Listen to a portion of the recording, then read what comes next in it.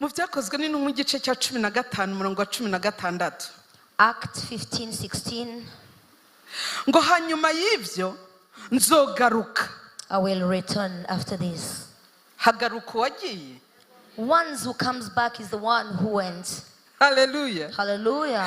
ngo hanyuma y'ivyo nzagaruka nongere nubake urusago rwa Dawidi. And we rebuild the tabernacle of David, which has fallen. nongere nsanasane I will rebuild ahashize harwo. its ruins, ndaruhagarike and I will set kugira ngo it amasigarira y'abantu baronderana Uhoraho so that the rest of mankind n'amahanga yose may seek the yitirirwa Lord, izina ryanje. even all Gentiles Ni who ko are Uhoraho called by nyene my name, ngabagize. says the Lord who does all. Hallelujah. Amen. ngo azagaruka And then he said he will come back, wasanasane and he's going to ihema rebuild rya Dawidi ryari the tent of ryarasambutse. David that was fallen.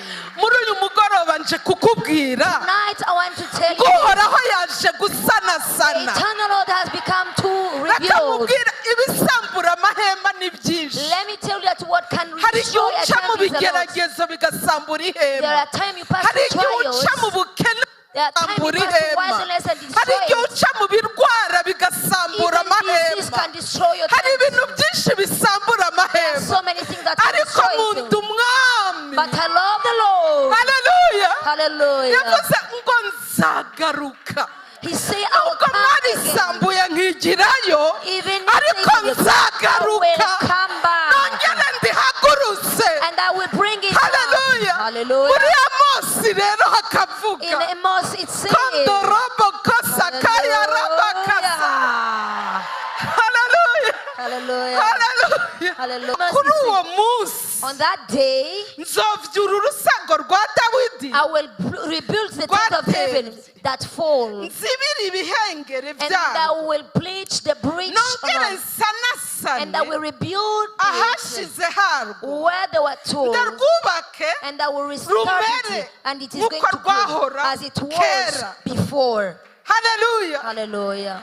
Uhoraho arashaka kukugira nk'uko wahora kera. God wants to make you as you used to be. igihe watangura kwakira Yesu nk'umwami n'umukiza When you receive Jesus aho uri as your kuragenda Lord, ugasanga uraririmba amasaburi when you were n'amatazirana ya muhemu yera. you were singing, uko ibigeragezo byagukuye and the things that took umwami you away, aravuga the Lord is saying, ngwehe ndagarutse I'm ngo coming nsubire back. I am nguhagarike going to rebuild you, kuko akumbuye amatazirano for yawe. I miss your worship. aragukumbuye He misses you. mwene data aragukumbuye He misses you. aragukumbuye. He misses you. Oh, hallelujah. Hallelujah. Hallelujah. Hallelujah. Hallelujah. Hallelujah.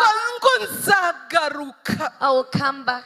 ni ukuvuga ngo yari yigiye inyuma. It says he was a little bit far ibyo from you. waciyemo What you passed through, bigatuma utakiririmba. and then you're not doing what you used to iyo do. utaririmbye urarira. When you don't sing, iyo you utaririmbye cry. uraganya. When you don't sing, iyo you utaririmbye mourn. uvuga ibindi. When you don't sing, you speak Iyo nonsense. utaririmbye When you don't sing, hari uwundi aguha ibindi uririmba. there are other things you receive from other ariko ways. umva But umwami the Lord, ngo nzagaruka. I will come back. hari ahandi avuga ngo mbaye mbasize gato He said, I am leaving you for a while, ariko aragaruka. but I will come back shortly. Amen.